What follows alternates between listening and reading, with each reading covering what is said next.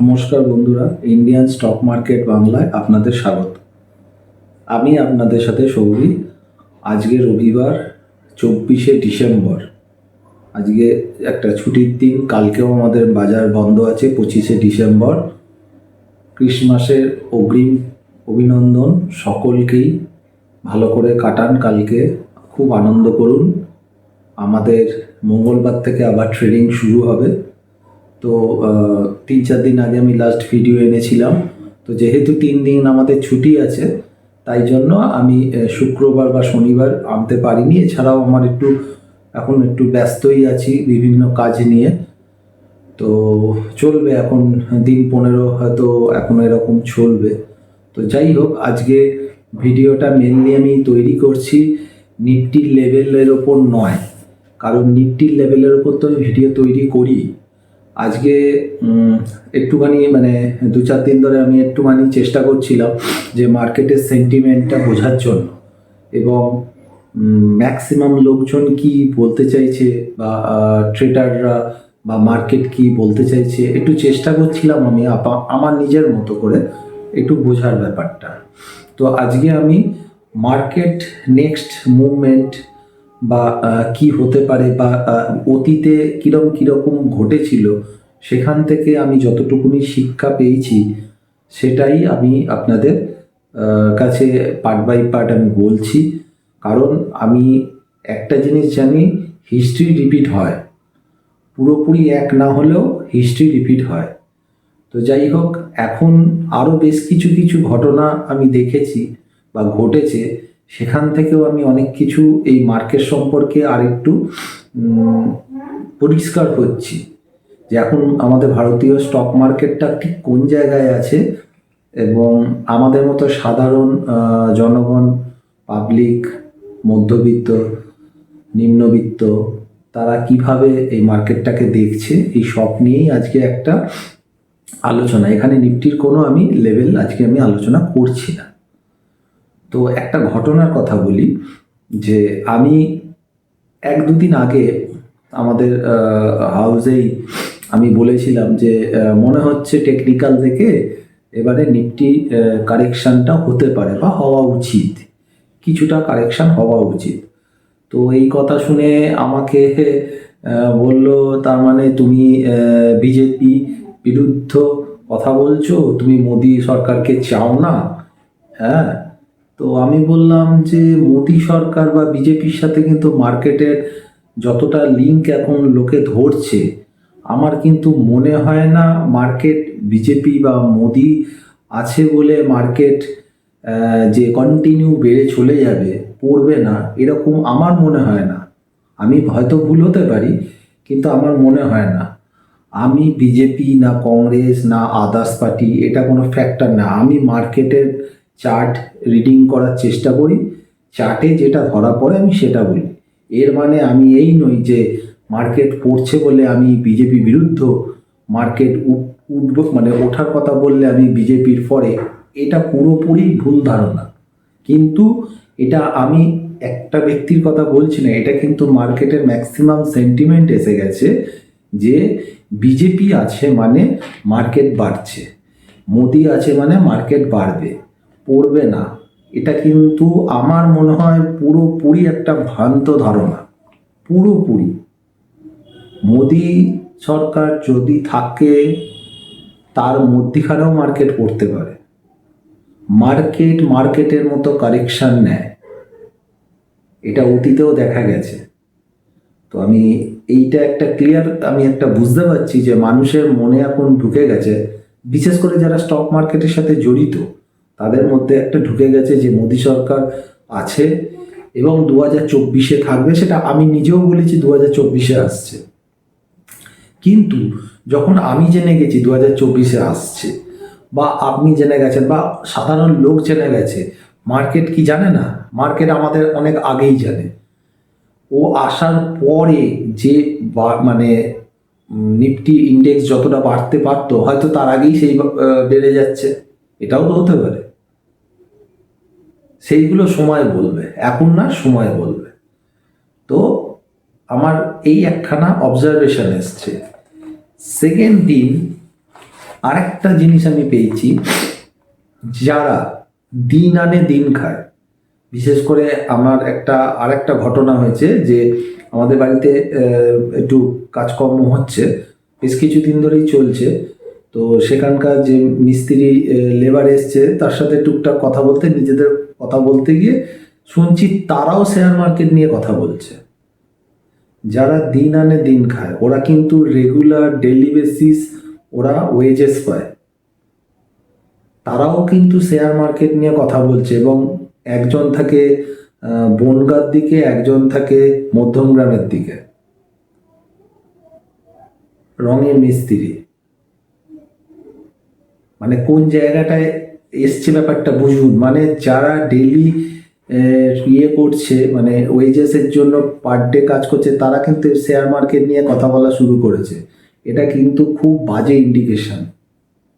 আমি ইন্ডিকেশনগুলো বলছি, প্র্যাকটিক্যাল লাইফে কিন্তু আমার ঘটনাগুলো আমি পাচ্ছি। এটা খুব বাজে একটা ইন্ডিকেশন। মানে যারা শেয়ার মার্কেট নিয়ে জীবনে কোনো দিন যায় না বা বোঝে না বা দেখেনি বা ইন্টারেস্ট নয়, তারাও এখন চিন্তা করছে। তার মানে নিশ্চয়ই তাদের বন্ধু বান্ধব আদার্স কারোর থেকে শুনেছে যে এখান থেকে বেশ ভালো টাকা পাওয়া যায়, বা তারা বন্ধু বান্ধব পাচ্ছে, সে যেভাবেই হোক, অপশান হোক, ক্যাশ হোক, যাই পাবেই হোক, তাদের মনের মধ্যে ঢুকেছে। এটা একটা কিন্তু খুব ডেঞ্জার জিনিস। মানে মার্কেট যখন টপ আউট হয় তখন কিন্তু এই সিমটমগুলো একটা দেখা যায়। এর মানে আমি বলছি না মার্কেট এটা টপ হয়ে গেছে, একদমই টপ এটা হয়নি। এখনো বলছি এই টপটা এখনো হয়নি। তার টেকনিক্যাল যে কটা সিমটম আছে, সেই আমি 3 থেকে 4টে সিমটম আমি চেক করি, তার মধ্যে 2টো সিমটম পেয়েছি, 2টো পাইনি। অর্থাৎ আমার মনে হয় না এখনো টপ হয়েছে। আমি চেষ্টা করব, যখন আমি বুঝবো, আমার অ্যানালিস আমার ভুল হতে পারে, কিন্তু আমি যখন বুঝবো যে হ্যাঁ টপ হয়েছে, হয়তো টপের সময় তো বুঝবো না, কিছু কিছু জিনিস হওয়ার পর বোঝা যায় টপ হয়েছে কিনা। চেষ্টা করবো অ্যাজ আর্লি অ্যাজ পসিবল, বোঝার সাথে সাথেই আমি ইউটিউব ভিডিও করে আমি আমার কথা বলবো। হতে পারে আমি ভুল হতেই পারি। যেমন আমি বলেছিলাম 2024-এ একটা কারেকশন আসবে। এবার সেটা 10-15%, 16% আসতে পারে, এখনো বলছি আসবে। আবার আমিই বলেছিলাম নেক্সট 5 বছর ইন্ডিয়ান মার্কেট বিশাল বুল রান করবে। একসাথে আমি দুটো জিনিসই বলেছিলাম, 24-এ কারেকশন আসবে এবং বুল রানও হবে। এবং এও বলেছিলাম যে এটা হতে পারে যে এখান থেকে হয়তো 24,000-এর কাছে নিয়ে চলে গেল, ওখান থেকে আবার 20,000-এ নামিয়ে দিল। হতে পারে, হতেই পারে, সেটা এখনো ইন্ডিকেশন পাওয়া যাচ্ছে না।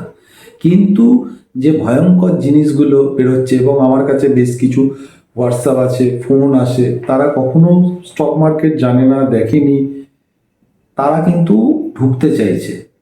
আমি তাদের জন্য, নতুনদের জন্য যারা এরকম ঢুকতে চাইছে, তাদের কাছে একটাই প্রশ্ন রাখছি যে স্টক মার্কেটটা খুব ইজি মানি হয়ে গেছে। মানে সবাই হয়তো ভাবছি এখানে আসবো, একটা বোতাম সকালবেলা টিপে দিলাম, বাই করলাম, ব্যাস ওপরে চলে গেল, আর পয়সা নিলাম, চলে এলাম। এত ইজি মানি যদি হতো তাহলে কেউ চাকরি করতো না, কোনো ব্যবসা হতো না। রিলায়েন্স, টাটা, গোদরেজ, বড় বড় ইন্ডাস্ট্রি, তারা কেউ ব্যবসা করতো না, সবাই স্টক মার্কেটে বসে যেত আর বোতাম টিপত আর ঘরে পয়সা পেয়ে যেত। এটা কিন্তু হয় না। আর যদি এটা হতো তাহলে আমাদের যে একটা সার্কেল আছে, এই সার্কেলটা নষ্ট হয়ে যেত। আজকে আমি উদাহরণ দিয়ে বলছি, আজকে সাপোজ কেউ পেপার দেন, সে পেপার দেওয়া বন্ধ করে দিল। একজন দুধ বিক্রি করে, সে দুধ বিক্রি বন্ধ করে দিল। একজন আনাজ বিক্রি করে, সে আনাজ বিক্রি বন্ধ করে দিল। সবাই বসে গেল মানে ট্রেডিংয়ে কাজ করতে, শেয়ার মার্কেটে। তাহলে বুঝতে পারছেন কি ভয়ঙ্কর মানে ব্যাপারটা হতে পারে। এই জায়গা কিন্তু আস্তে আস্তে নিচের লেভেল কিন্তু এই জায়গাগুলো আসছে। এটা কিন্তু খুব খতরনাক জায়গা। এফআইআই কিন্তু সেল করছে ক্যাশেতে। এইবার আরেকটা জিনিস যেটা দেখছি, স্মল ক্যাপ কিন্তু বেড়ে যাচ্ছে। আবারও বলেছি, অতীতে বহু ভিডিওয়ে আমি বলেছি যে বুল রানে সব স্টকই হয়তো বাড়বে। মানে সব মানে ধরুন 80% স্টক বাড়বে, ভালো খারাপ মাঝারি সবই বাড়ছে। যখন পড়বে সব স্টকই পড়বে, ভালোও পড়বে, মাঝারিও পড়বে, খুব খারাপও পড়বে। কিন্তু পরের যে বুল রানটা স্টার্ট হবে বা কারেকশন হলো, সেখান থেকে মানে বুল রান কারেকশনই আমি ধরছি, বুল রান কারেকশন এলো, সেখান থেকে তো আবার সে ফার্দার উপরে যাবে, ওই যে ফার্দার উঠবে তখন কিন্তু বাজে স্টক আর উঠবে না, একদম শেষ, বাজে স্টক উঠতে পারে না বা উঠবেও না, এটা কিন্তু মাথায় রাখতে হবে। এটা গেল পরের। তারপরে দেখছি টিভি আর কাগজে প্রচুর শেয়ার মার্কেট উচ্চতা নিয়ে কথা হচ্ছে, এটা আরেকটা বাজে সিমটম, এটা আরেকটা বাজে জিনিস, চারদিকে শেয়ার মার্কেট নিয়ে কথা হচ্ছে। এরপর আসি যে টেকনিক্যাল এখন যারা কাজ করছে, নতুন যারা, তারা প্রত্যেকে না হোক 70-80% লোক কিন্তু টেকনিক্যাল শিখছে, সে ইউটিউব থেকে শিখুক, কারোর কাছে গাইডেন্সে শিখুক, কিন্তু শিখছে। তার মানে সবাই এখন ধরে নিতে পারি শিক্ষিত ট্রেডার। এবার বইয়ের পড়া তো একই, তাই না? বইয়ের পড়া তো RSI, MACD ইত্যাদি ইত্যাদি যা যা টেকনিক্যাল শেখায় সেগুলো তো একই। তাহলে সবাই যদি একই জিনিস শেখে তাহলে কার পয়সা কে খাবে? এটা কিন্তু একটা খুব গুরুত্বপূর্ণ জিনিস।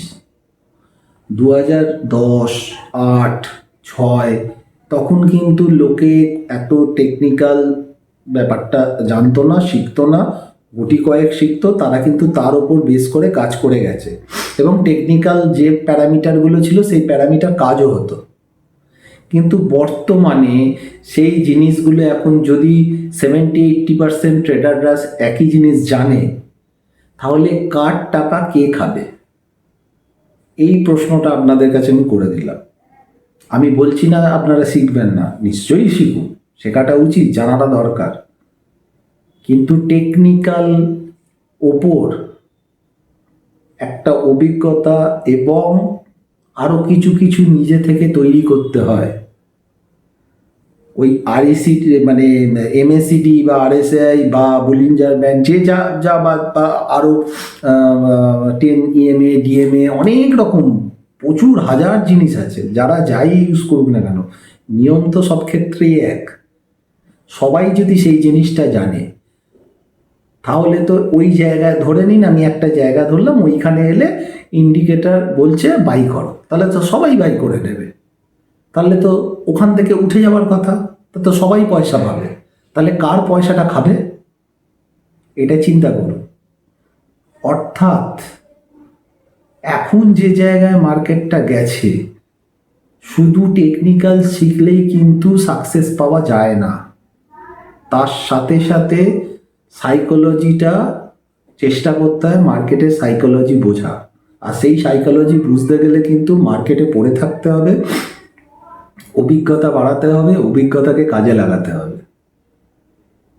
শুধুমাত্র টেকনিক্যাল শিখে কাজ করলে আমি লিখে দিতে পারি সে ট্রেডার দীর্ঘদিন পয়সা কামাতে পারবে না।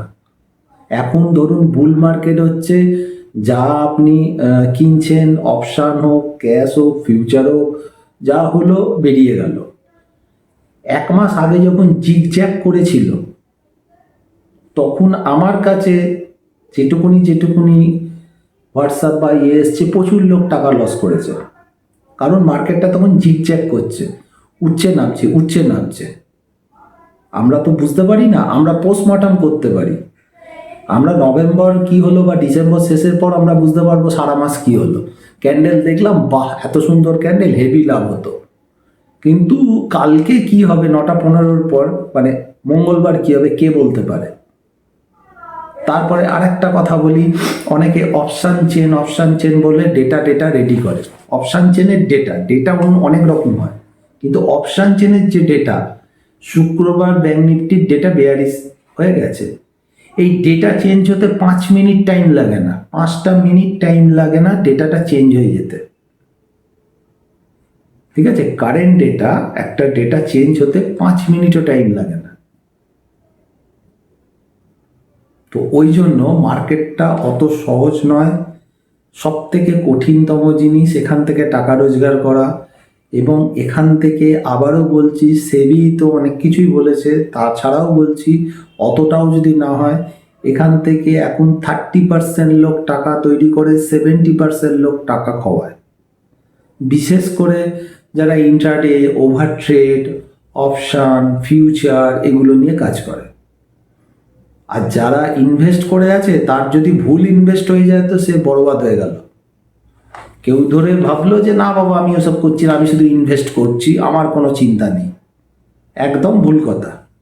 সেও বরবাদ হয়ে যাবে যদি ভুল স্টকে ইনভেস্ট করে বসে থাকে। তাকে স্টকটা রেগুলার চেক করতে হবে। রেগুলার মানে হয় মান্থলি, কোয়ার্টারলি, অনেক কিছু চেক করতে হবে। সেখান থেকে যদি ওকে হয় তাহলে নিশ্চয়ই। ওই জন্য এই মার্কেটটাকে খুব সহজ, ইজি মানি, ইজি মার্কেট এটা ভাববেন না। এই জিনিসগুলো ভাবলে কিন্তু আলটিমেটলি এখন হয়তো 1 মাস 2 মাস হয়তো খুব ভালো লাগবে, বা 1 বছর খুব ভালো লেগেছে, একটা সময় আসবে তখন কিন্তু ভালোটা কালো হয়ে যাবে। তখন এই যে এতদিনের টাকা রোজগার করেছেন একসাথে বেরিয়ে চলে যাবে এবং স্টক মার্কেট খারাপ বলে দেবে। এই জিনিসও আসবে, নিশ্চয়ই আসবে। বিজেপি গভর্নমেন্ট থাকাকালীনও আসবে। আমি আবারও বলছি 2024-এ আমি যে টেকনিক্যালে বা নিজের যে সেট আপ করে রেখেছি, টেকনিক্যাল তো আমিও দেখে বলি, আমি তো ফান্ডামেন্টাল দেখে খুব বলি না, টেকনিক্যাল, কিন্তু তার ওপরেও নিজের একটা সেট আপ থাকে।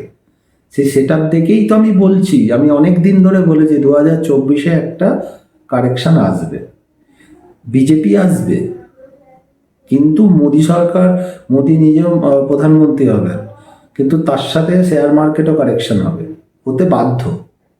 এবং সেটাই কিন্তু মার্কেটের জন্য খুব সুস্থকর জিনিস হবে। তারপর আবার নেক্সট বুল ফেজের জায়গাটা যেতে পারে। এটা আমার নিজস্ব মত, আমি ভুল হতে পারি, আমার ভুল হবার সম্ভাবনা 99%।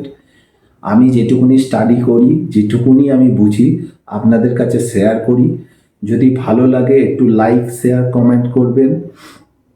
আর আমি চেষ্টা করব পরে, যখন, যেমন এখন বলছি ডিসেম্বর মাসে যে জায়গায় আসছি আমরা কিন্তু এখনো টপ করিনি, এটা আমার এখন ধারণা। এখনো আমি যেটুকুনি দেখেছি এখনো টপ করিনি। নিফটির কথা বলছি, করিনি। যখন আমি সিগন্যাল পাবো টপ হয়ে গেছে, আমি অবশ্যই এসে ভিডিও বানাবো। এবার আমি ভুল হতে পারি, আর টপ যদি হয়ে যায় বা কাছাকাছিও যদি আমি সিগন্যাল করি, আমি নিজের portfolio 70 to 75% cash stock exit করে দেবো। আমি আমারটা করে দেবো। এবার কে কার করবে, ফিনান্সিয়াল অ্যাডভাইজারের সাথে কথা বলে ডিসিশন নিতে পারেন বা নিজেরা চেক করতে পারেন। আমি আমার যখন বুঝবো মার্কেট টপের জায়গায় এসছে, আমি আমার পোর্টফোলিও 75% উড়িয়ে দেবো। 100% ওড়ানো যায় না, বাজে কথা কেউ যদি বলে ওড়ানো যায় না। 75% আমি চেষ্টা করবো উড়িয়ে দেবো। আর 100% উড়িয়ে দিতে পারলে তো বিশাল ভ্যালু। তারপরে এটাও তো হতে পারে যে আমি হয়তো প্রেডিক্ট করলাম তার থেকে আরও বেড়ে গেল, হাউ তাস হবেই, স্বাভাবিক। তো ওই জন্য আমারটা আমি বলতে পারি, সেই জন্য আমি একটা ভিডিও আমি আনবো। এবার সেটা কবে কি হবে সেটা মার্কেট অনুযায়ী আমি বলবো। তো আজকে আমি মেনলি এই ব্যাপারগুলো আমি দেখেছি বলে আপনাদের একটু বললাম। আশা করি একটু যদি কাজে লাগে তাহলে বুঝবো আমার এই ভিডিওটা আমি যে করলাম সেটা সাকসেস। 2-1জনের ভালো হলেও সাকসেস। আপনারা ভালো করে ট্রেডিং করুন, শিখুন, বেশি রিস্ক নেবেন না। বিশেষ করে অপশানে যারা কাজ করছেন তাদের একটাই কথা বলতে চাই যে আপনারা অল্প লটে কাজ করুন, অল্প পয়সা পেলে বেরিয়ে যান। প্রফিটটা ঘরে আনুন, পেপার প্রফিট রেখে কোনো লাভ নেই, ঘরে পয়সা আনুন। ইনভেস্ট করছেন সেটা অন্য কথা, অপশানটা পেপার প্রফিট করে কোনো লাভ হয় না। ঘরে পয়সাটা আনুন, প্রচুর সুযোগ পাবে। এবং 2024 প্রচুর সুযোগ দেবে, বড় বড় অপশানে পয়সা পাওয়ার সুযোগ দেবে, এটাও আমার মনে হয়। ঠিক আছে, 2024-এ অপশানে সে কলেও দিক, পুটেও দিক, কিন্তু পয়সা পাওয়ার সুযোগ আমরা পাব। ওই জন্যেই লোকটা সামলে করুন, আমার মনে হয় ভালোই হবে। তো যাই হোক, ভিডিওটা বড় হচ্ছে, আর বড় করব না। আর একটা, সেটা হচ্ছে আমাদের জানুয়ারি মাসের যে অপশান গ্রুপ, ওটা অলরেডি অ্যানাউন্স করে দিয়েছি। ওটা অফিসিয়ালি স্টার্ট হবে 29শে ডিসেম্বর থেকে 25শে জানুয়ারি অবধি। কিন্তু যারা এখন পেমেন্ট অলরেডি করে দিয়েছেন, আগে যারা করেছেন একটা ট্রেডিং ডে পেয়েছিলেন, সেই ট্রেডিং ডেতেই তাদের 1 লট করে যদি কাজ করে থাকেন তাদের অলরেডি ফিস উঠে গেছে। 1 লট করে কাজ করলে নিফটিতে ফিস উঠে গেছে, আমি একটাই বলছি, বেশি 2 লট 4 লট বলিনি, উঠে গেছে। এরপরেও যারা টাকা দিয়েছেন আশা করি নেক্সট যা ভালো দেখে কল পাবো নিশ্চয়ই উঠে যাবে। আর যারা এখন জয়েন করবেন তারা মঙ্গল বুধ বৃহস্পতি 3 দিন এক্সট্রা পাবেন, পুরনো গ্রুপে অ্যাড করে দেবো, যাতে পুরনো কলগুলো আপনারা দেখতে পান এবং সেইটা থেকে আপনারা বুঝতে পারেন কীরকম কী দিই। আপনাদের অফিসিয়াল শুরু হচ্ছে 29শে ডিসেম্বর থেকে 25শে January, expiry to expiry, amount 1500। ডেসক্রিপশানে হোয়াটসঅ্যাপ নাম্বার দেওয়া আছে, এছাড়াও আমার যে থাম্বনেল আছে থাম্বনেলেও দেওয়া আছে, যদি কারোর মনে হয় যোগাযোগ করবেন তাহলে হোয়াটসঅ্যাপ করতে পারেন। আজকে এখানেই শেষ করছি, ভালো থাকবেন, আপনারা কালকে আনন্দ করুন, সুস্থ থাকবেন, নমস্কার।